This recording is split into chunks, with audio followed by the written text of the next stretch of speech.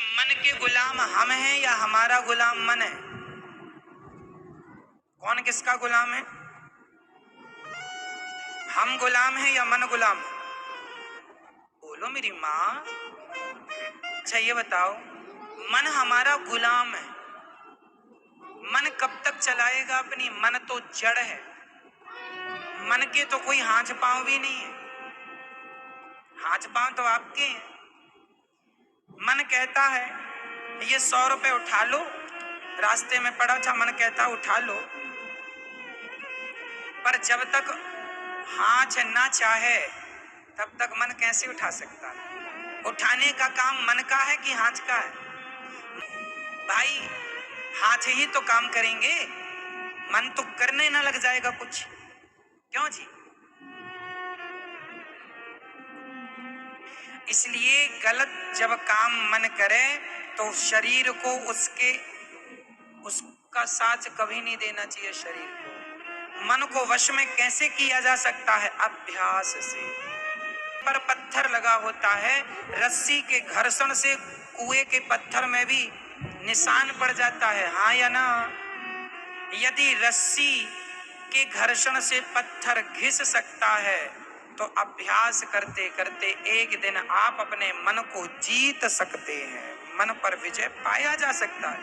अभ्यास से सब होता है, लेकिन आप लोग मन को वश में करने का कोई अभ्यास करते नहीं। ज्यादा से ज्यादा कथा सुना करिए, ज्यादा से ज्यादा अपने मन को अच्छी जगह पर लगाइए तो मन वश में होगा।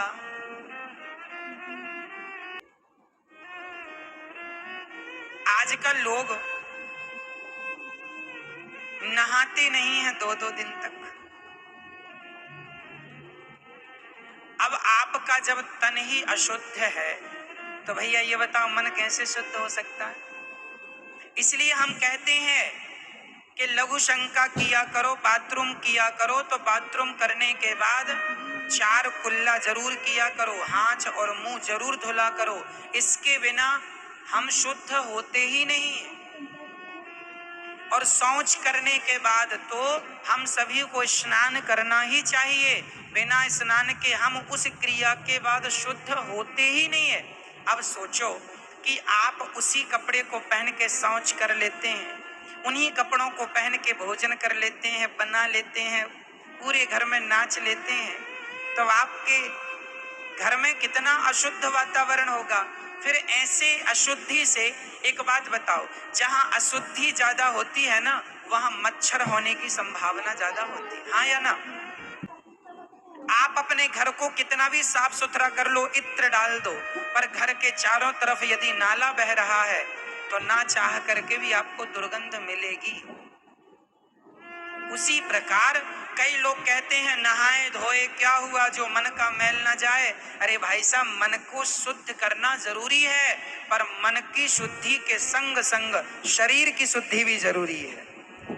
बहुत कई लोग कहते हैं महाराज जी इन बातों से क्या होगा, इससे क्या फर्क पड़ता है? देखो जी, फर्क तो पड़ता है। अब आप देखो ना, हमारे समय पर जब हमारे गांव के छोटे छोटे बच्चे, जब हम 13-14 साल के थे, 15 साल के, हमारे सामने आंखों के सामने 14-14, 15-15 साल के बच्चे कपड़े उतार उतार के नदी और तालाब में नहाया करते थे।